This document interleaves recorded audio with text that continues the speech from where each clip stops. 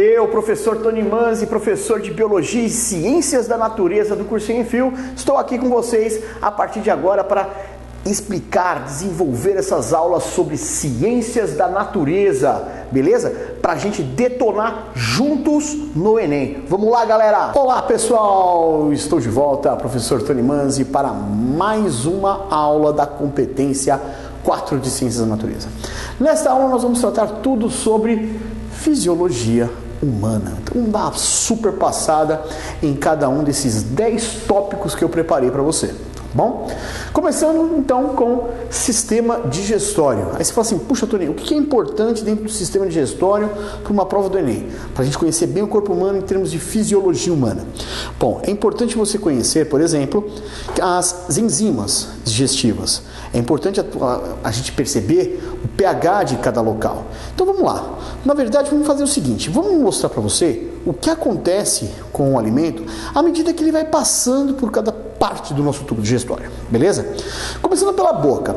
Na boca nós vamos encontrar os dentes para fazer a mastigação, o famoso triturar os alimentos, não é isso? Para você, na verdade, facilitar a sua digestão, facilitar a ação das enzimas digestivas. Enzima digestiva que, na verdade, já vai aparecer logo na boca. A glândula salivar também estará presente ali na sua boca e estará justamente produzindo a amilase salivar no meio da sua saliva. A amilase salivar, que vai ter, na verdade, a função de quebrar o amido, que é um polissacarídeo, em disacarídeos, que são maltose, sacarose e a lactose, beleza? Então, eu já posso dizer o seguinte, se você não fizer uma boa mastigação, já não começa a digestão de carboidratos na sua boca, beleza? Não esqueça também que na boca nós vamos encontrar a língua. E qual seria a função da língua? Antes que alguém me responda aí, né? Beijar, lamber, seduzir, fica de fora. E aí, no caso, a gente pode falar na parte digestiva.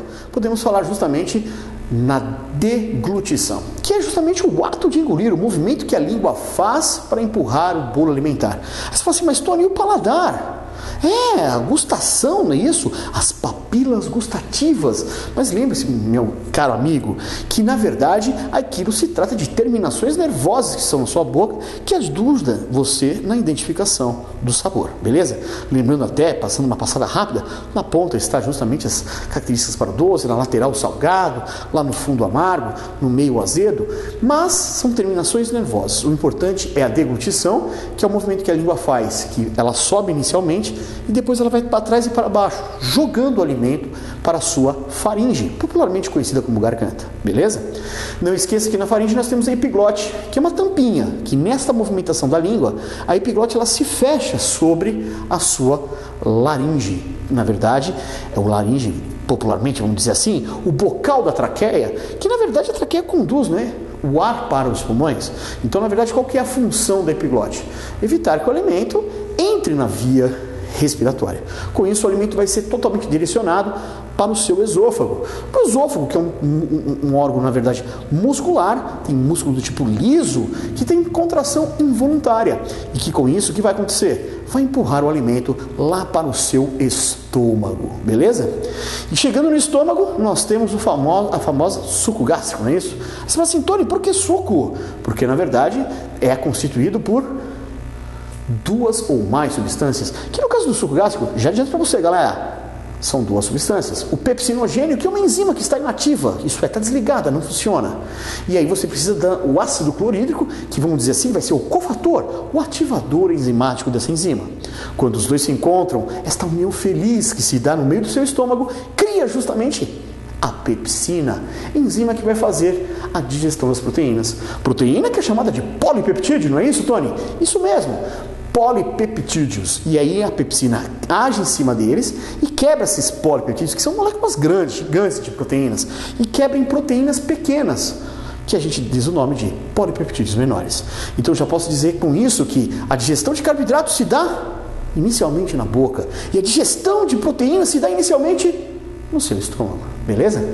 Não esqueça também que com isso vai o alimento agora lá para o seu intestino. Aí você fala assim, mas Tony, não é nada absorvido no estômago? Não.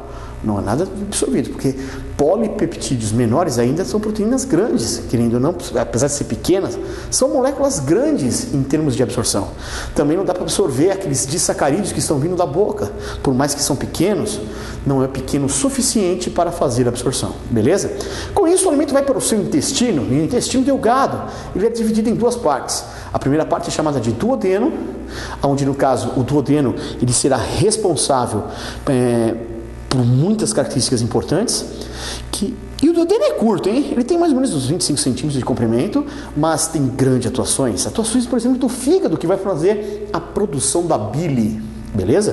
Você fala assim, mas Tony, a bile não é formada pela vesícula biliar? Não, o fígado produz a bile e manda a bile para a vesícula. Com isso, a bile é armazenada na bile e, quando necessário, será secretada, isto é, liberada para o seu intestino. Beleza? Agora, lá no intestino, o que ela faz realmente, a bile? Eu gosto de dizer que a bile é como se fosse o seu detergente. Porque quando você tem uma panela lá suja, não sei o que lá, de gordura, de molho, o que você faz? Passa o detergente. Porque o detergente, o que ele faz? Ele separa as moléculas da gordura para facilitar a entrada de água, para você fazer a limpeza. Então, é um separador de moléculas de gordura. A bile é a mesma coisa. O termo técnico, claro, tem um termo técnico, né? Não podemos falar assim, separação de gordura. Não, mas o termo técnico é emulsificação da gordura. Mas é a mesma coisa. Separa as moléculas de gordura, não por causa da limpeza da água, mas sim porque melhora a atuação das enzimas digestivas, beleza?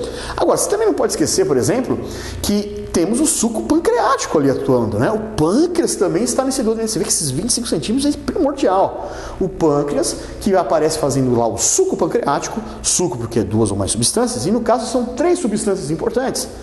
Amilase pancreática, que vai pegar agora o amido ainda que não foi digerido lá na boca, que escapou dos seus dentes.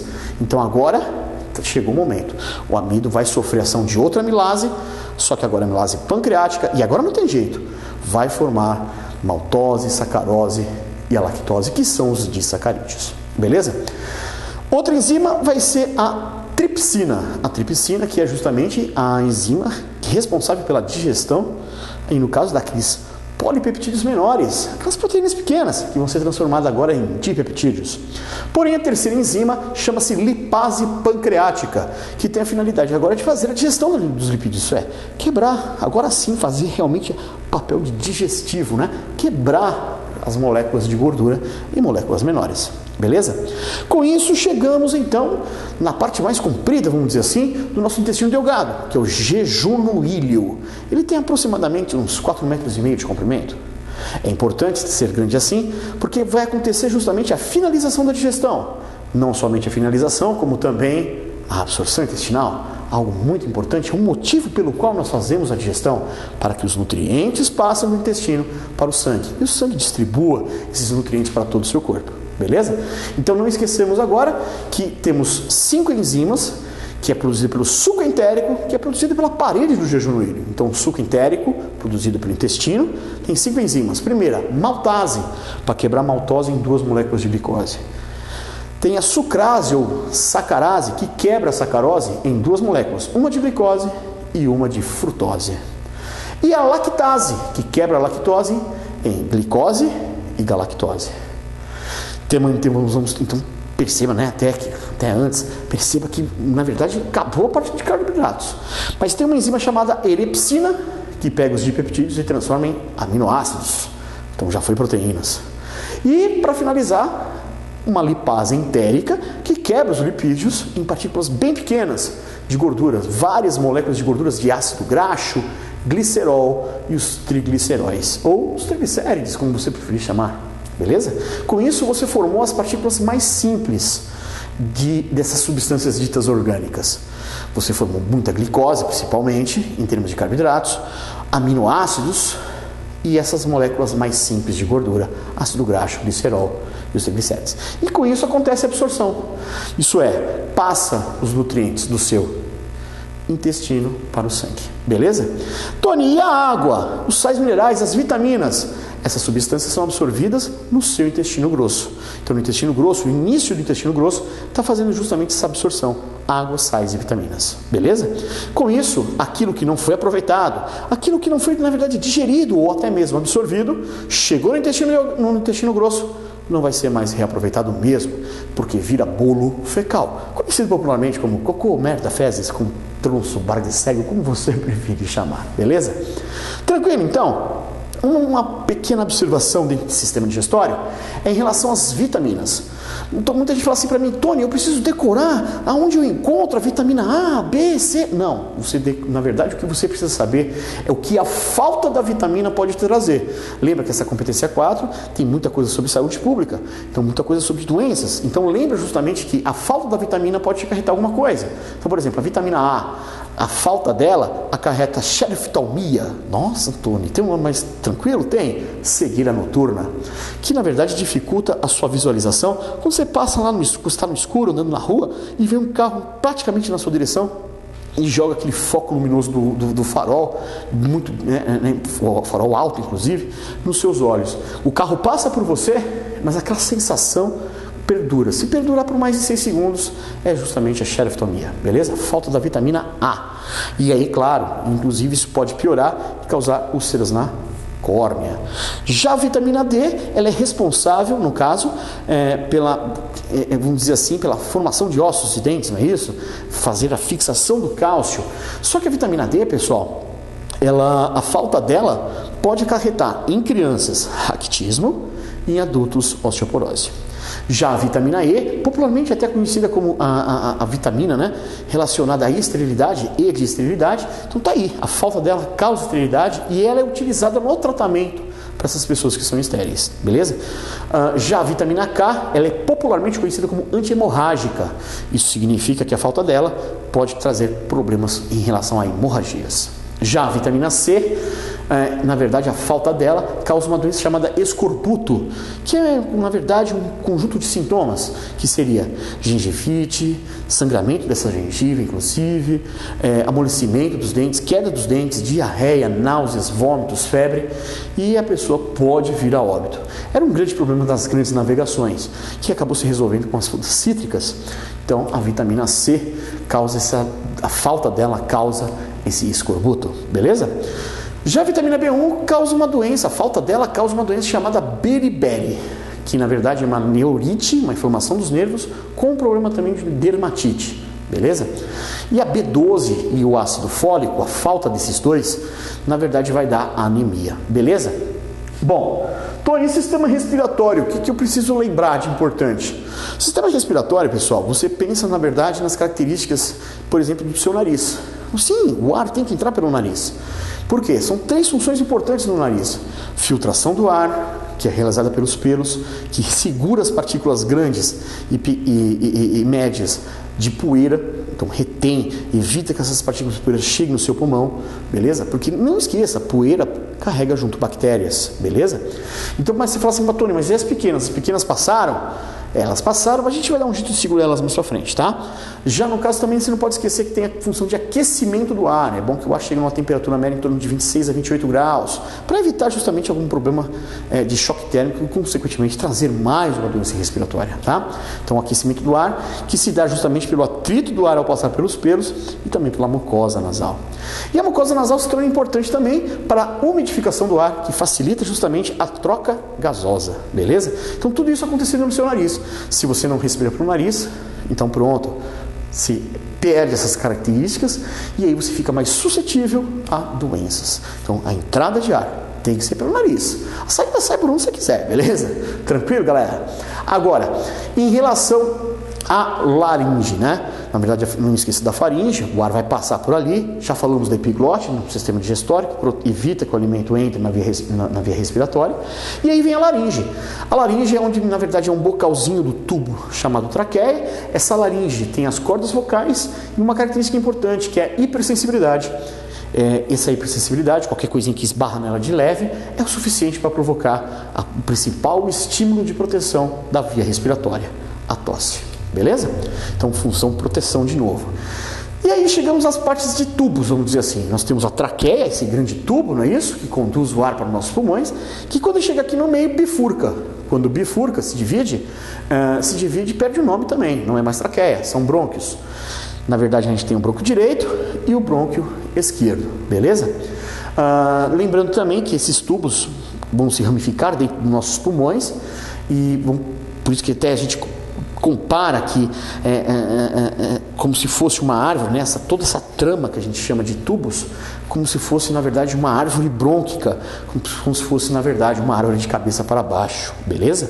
Porque vai se ramificando, esses tubos vão se espalhando até chegar nas folhas, entre aspas, e as folhas seriam, claro, os alvéolos pulmonares, tá? Porque aí você fala assim, mas Tony, do que é feito o pulmão? O pulmão é feito, na verdade, de alvéolos pulmonares. Imagina, na verdade, eu gosto de dar até essa ideia para você, imagina que o pulmão é uma bexiga, beleza? E que dentro desta bexiga está cheio de milhares de bexiguinhas pequenininhas, que são os alvéolos, beleza? Que é a parte mais importante. Mas antes, esses tubos chamados traqueias e brônquios, tem um tecido interno, na verdade de revestimento, chamado epitélio. Epitélio mucociliar, que produz muco e faz o batimento ciliar. Aí você fala, para quê, Tony? Lembra que eu falei que as partículas pequenas de poeira passaram pelos seus pelos nasais, não é isso? Agora chegou o momento de a gente brecar elas. O ar na traqueia, ele vibra e com isso a partícula vibra junto. E se ela bater no muco, ela gruda. Pode ficar ali? Não, porque muco é nutritivo. Lembra que eu sempre falo isso nas aulas, galera? Muco é nutritivo, feito de água, sais e proteína. Então, conclusão, os cílios vão pegar este muco e empurrar ele para o alto. Os cílios jogam, vão empurrando, joga para o alto, joga para o alto. Com isso, esse muco, com a partícula de poeira, vai subindo até chegar na sua laringe. E aí você faz... e engole, não é isso? Mas não tem problema, vai caindo lá no teu estômago, virou comida e claro, mas e a bactéria, Tony? A bactéria vai morrer pelo teu suco gástrico, beleza? Então pode comer à vontade, está liberado, beleza?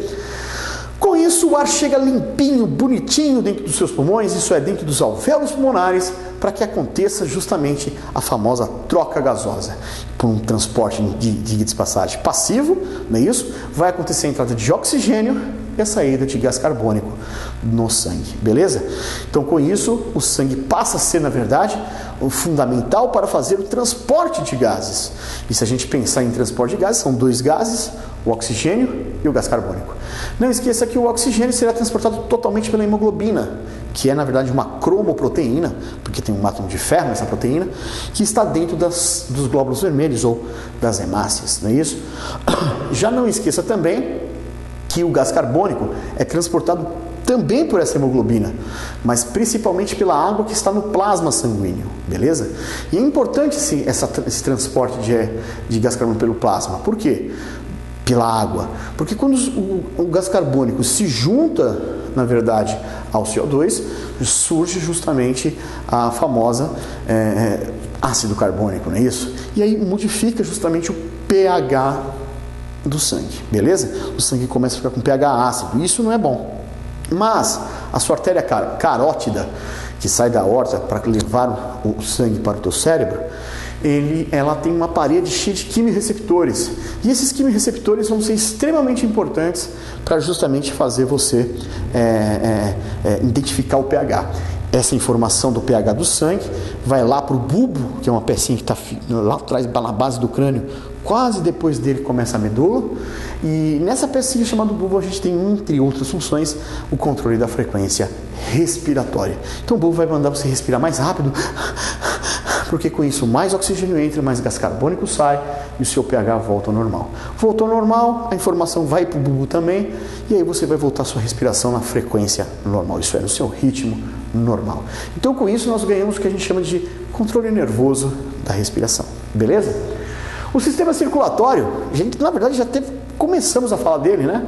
Terminamos justamente o sistema respiratório falando de sangue, para realmente falar definitivamente deles. O sistema circulatório, eu gosto de dizer que é o sistema de interação entre todos os sistemas. É ele que vai, na verdade, vai mostrar para nós justamente os transportes de substâncias, não é isso? Por quê? Porque, por exemplo, eu falei de sistema digestório e falei de absorção, que é a passagem dos nutrientes do intestino para o sangue, não é isso? E aí o sangue vai distribuir esses nutrientes para todo o nosso organismo. Falei de sistema respiratório e terminei falando de transporte de gases, para levar o oxigênio para todas as nossas células e, consequentemente, pegar o gás carbônico dessas células para jogar fora pelo nosso pulmão.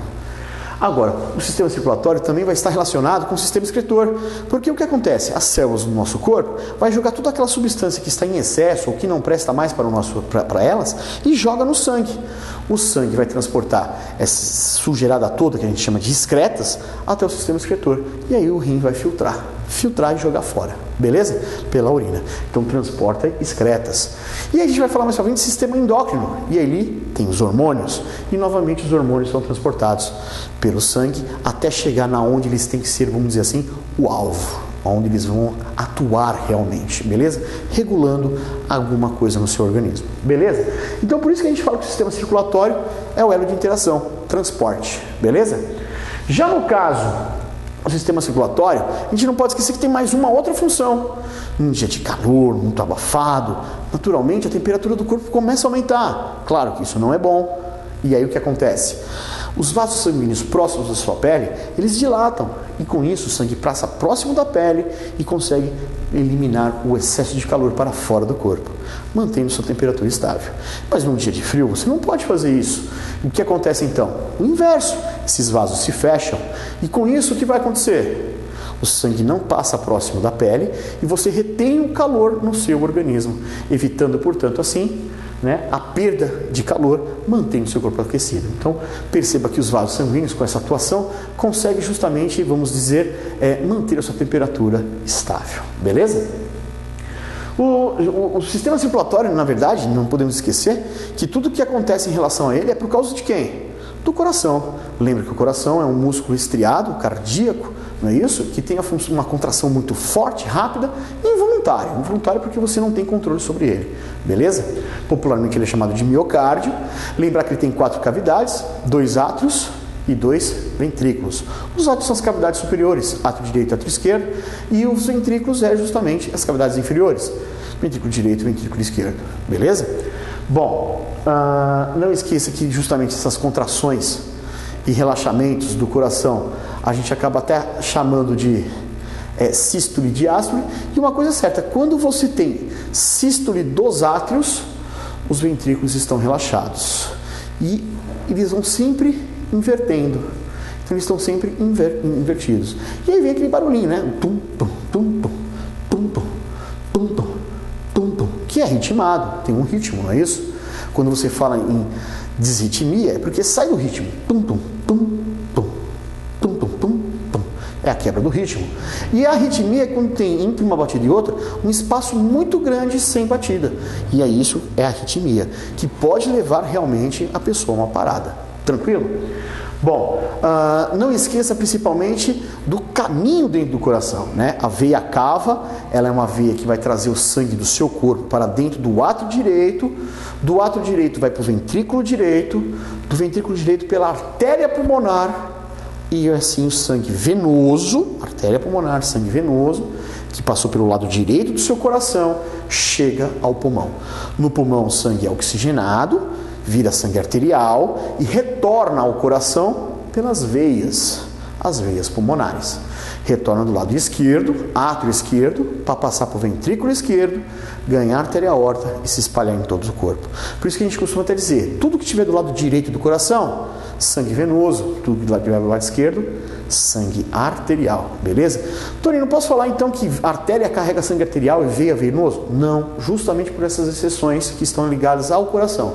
A artéria, na verdade, são vasos que saem do coração.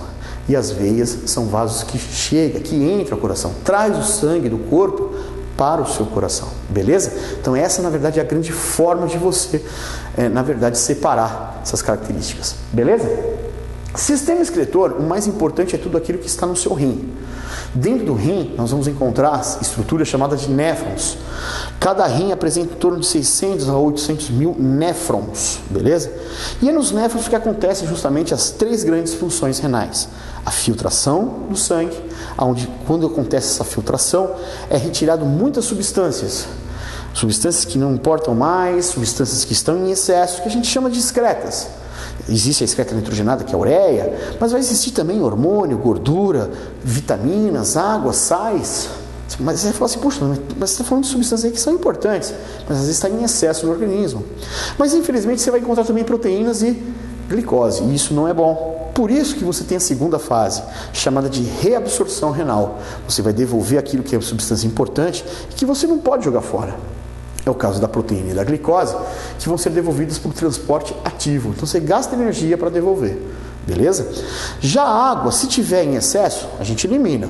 Agora, se tiver em falta, você não pode eliminar. E aí você precisa de um hormônio chamado de antidiurético, que esse hormônio consegue fazer a reabsorção da água através de uma forma de transporte ativo e também por osmose, beleza? E já os sais minerais, principalmente o sódio, que é o campeão de audiência, você precisa, na verdade, de um hormônio chamado aldosterona. Este hormônio que está, na verdade, relacionado com a suprarrenal, porque é produzido pela suprarrenal. É uma glândula que parece um chapéuzinho em cima do rim, beleza? E aí o que vai acontecer?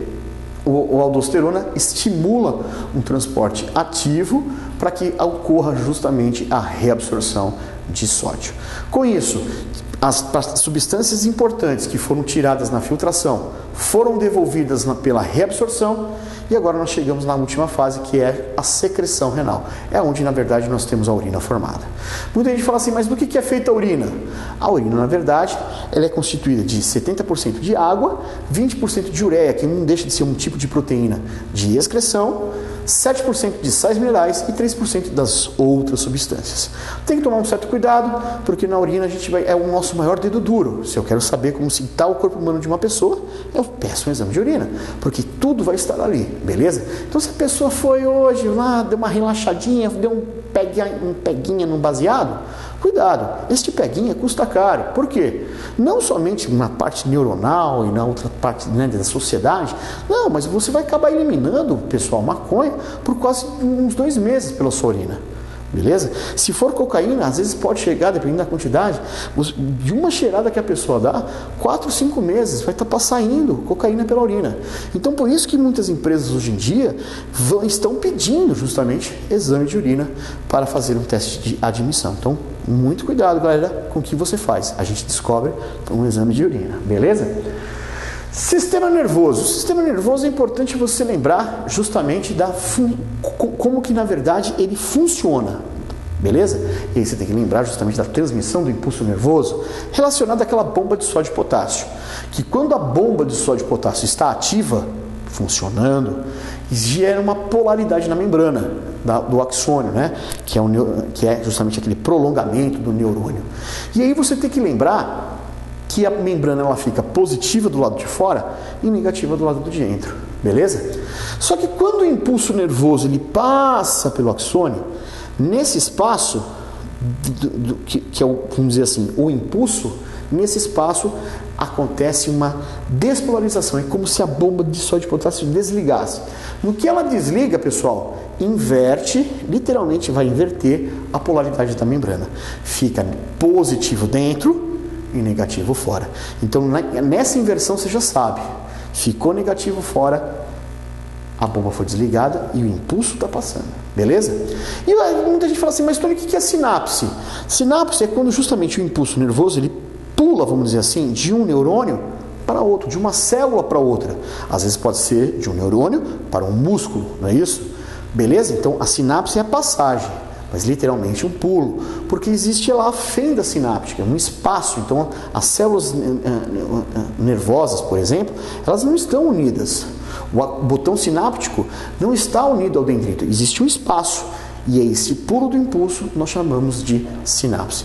Claro, o impulso carrega justamente os neurotransmissores para que aconteça essa bela sinapse. Aí, no caso, de uma forma excitatória, tendo adrenalina dentro deles, ou até uma forma inibitória, tendo acetilcolina. Beleza? Não esqueça que o sistema nervoso está dividido em 3 partes. Sistema nervoso periférico, que são os nervos, divididos em nervos cranianos e medulares. Eles, na verdade, levam e trazem informações do corpo para o sistema nervoso central. Tem o sistema nervoso autônomo, que controla justamente ações involuntárias do seu corpo, coisas que acontecem no seu corpo que você não tem controle, como por exemplo, você entra num quarto escuro, automaticamente a sua pupila dilata. A adrenalina é que mandou fazer isso. O sistema nervoso autônomo simpático. Quando você sai do ambiente escuro para o ambiente claro, sua pupila fecha. Quem mandou fazer isso foi o sistema nervoso autônomo parasimpático. Então esse simpático e parasimpático eles estão controlando o seu organismo, beleza? Em diversas situações. Já o sistema nervoso central é o principal, não é isso? Nós vamos encontrar 6 estruturas dentro do crânio, que as 6 juntas a gente chama de encéfalo. Claro que a principal delas, a maior delas, é o cérebro, onde vai acontecer justamente a motricidade, onde vai acontecer justamente a sensibilidade, as sensações, é onde vai estar relacionado com inteligência, memória, beleza? Atos voluntários e involuntários do seu organismo. Isso é, o voluntário que você controla um determinado movimento, involuntário é um movimento que você faz sem pensar. Por exemplo, eu mesmo tenho muita coisa involuntária, né? Você já deve ter percebido que eu fico sempre dançando aqui, parando, né? É uma coisa involuntária, eu vou fazendo inconscientemente. Beleza? Então é um ato involuntário, ato involuntário. Bem, aquilo que eu falei lá no sistema nervoso autônomo são ações, beleza? Também não podemos esquecer que tem outras estruturas, como o tálamo, que está relacionado à sensibilidade tanto superficial, como de tato, dor, temperatura, como também a profunda, que é como que a gente tem noção de como se encontra o nosso corpo, mesmo no ambiente totalmente fechado ou de olhos fechados. A gente tem essa noção de como está o nosso corpo, a posição de uma perna, de um braço. Isso chama-se propriocepção, a sensibilidade profunda, beleza? Já no caso do hipotálamo, está relacionado como controle de temperatura do seu organismo, produz aí inclusive 2 hormônios da parte posterior da hipófise, que é justamente a ocitocina e o antidiurético que nós comentamos, e ele também no caso tem a função das sensações de fome, frio, sede, prazer e por aí vai, beleza? As sensações estão relacionadas a ele. Já depois tem a ponte, que na verdade a ponte é um elo de ligação, até pelo nome, né? É um elo de ligação entre o cérebro e o cerebelo. Você fala, nossa, mas o cerebelo é tão importante assim para ter um elo exclusivo de ligação com o cérebro? Sim, porque o cerebelo está relacionado, por exemplo, com coordenação motora, está relacionado com equilíbrio, beleza, do organismo. Então acaba sendo importante essa ligação entre a ponte em relação ao cérebro e cerebelo, beleza? Com isso, matamos também o cerebelo. E a última estrutura é o bulbo, que tem função de controle da frequência respiratória, como já citamos, mas também do controle da frequência cardíaca. Então, acaba sendo de grande importância esse bulbo. Está bem na base do crânio, como a gente até explicou, e uma pancada justamente na base do crânio vai causar justamente, às vezes, né? Você vê no cinema que a pessoa dá aquela pancadinha e a pessoa desmaia, não é isso? Não faça isso em casa, tá bom? Porque senão você mata a pessoa por parada cardiorrespiratória, né? A brincadeira não é bem assim, tá beleza? Agora, o sistema endócrino. Quando você fala em sistema endócrino, você vai estar falando, na verdade, das glândulas endócrinas. Aí você fala assim, mas Tony, qual a diferença da glândula endócrina e exócrina? Muita gente fala assim, dentro e fora, não é isso? Cuidado com isso, porque é dentro e fora em relação a quem? Muita gente acha que é em relação ao corpo, e é errado. Na verdade, em relação aos vasos sanguíneos. A glândula endócrina sempre vai liberar substâncias dentro do sangue, portanto, no interior dos vasos sanguíneos, e os hormônios. Já a glândula exócrina libera fora dos vasos sanguíneos. Então, por exemplo, glândula mamária, lacrimal, glândula sudorípara, glândula sebácea, glândula salivar, são exemplos de glândulas exócrinas, beleza? Não liberam no sangue, beleza? Já as glândulas endócrinas, a gente tem que lembrar, hipófise, tireoide, paratireoide, suprarrenal. Você fala, e a pâncreas, Tony? O pâncreas, ele é considerado uma glândula mista, porque ele tem a parte endócrina, que é a parte da insulina, e a parte exócrina, que é o suco pancreático que a gente discutiu no sistema digestório, beleza? Agora, a hipófise acaba sendo importante, são praticamente aí, muitos hormônios relacionados justamente a ela. O primeiro hormônio importante é o hormônio chamado de GH, popularmente apelidado de GH, porque é justamente o hormônio do crescimento, beleza? Então ele controla o seu crescimento. Então a gente até diz que a falta desse hormônio pode gerar o nanismo e o excesso, o gigantismo, beleza? Mas temos outros, na verdade, os hormônios da tireoide que precisa ser estimulado pela hipófise. Por exemplo, né? Então a hipófise tem muita essa característica, produzir um hormônio para estimular uma glândula. É o caso do tireoidotrófico, né? O hormônio tireoidotrófico, que na verdade é o chamado de TSH. O TSH estimula, na verdade, a hipófise, a tireoide a produzir seus hormônios. O ACTH, que é o adrenocorticotrófico, olha que nome bonito, apelidado de ACTH, estimula a suprarrenal a produzir os seus hormônios, beleza? Temos também a prolactina, sendo produzida pela hipófise, que estimula as mamas a produzir leite, beleza? E também não podemos esquecer, mas só produzir, liberar não, só produção de leite, prolactina, beleza? E temos aí dois hormônios importantes, né? O FSH, que é o folículo estimulante, que é muito importante no ciclo menstrual, diga-se de passagem, porque ele vai estimular justamente a maturação dos óvulos, então é aquela fase final, na verdade, dos óvulos, que na verdade é o início do ciclo menstrual, quando a mulher na verdade está começando a produzir justamente esse óvulo. E tem um outro hormônio que é o LH, que é o luteinizante, apelidado de LH, que na verdade é o hormônio que vai fazer a ovulação. É quando a mulher entra realmente no período fértil, quando o óvulo sai do ovário e aí começa uma longa jornada aí na trompoterina, beleza? Bom, esses são os 6 hormônios da hipófise da parte anterior: GH, tireoidotrófico, que é o TSH, o adrenocorticotrófico, que é o ACTH, prolactina, FSH e LH. Agora, tem mais 2 hormônios da hipófise que é da parte posterior. Só que a parte posterior não produz, quem produz é o hipotálamo, porque a hipófise está presa no hipotálamo, tá? E aí, no caso, é a ocitocina, que é o hormônio que estimula o trabalho de parto, e também é o hormônio que faz as mamas liberar o leite. Por isso que eu falei, a prolactina é só produção, beleza? E o outro hormônio é o ADH, o antidiurético, que a gente comentou no sistema excretor, beleza? Bom, e a tireoide? A tireoide produz 2 hormônios, um chamado de T3 e o outro chamado de T4.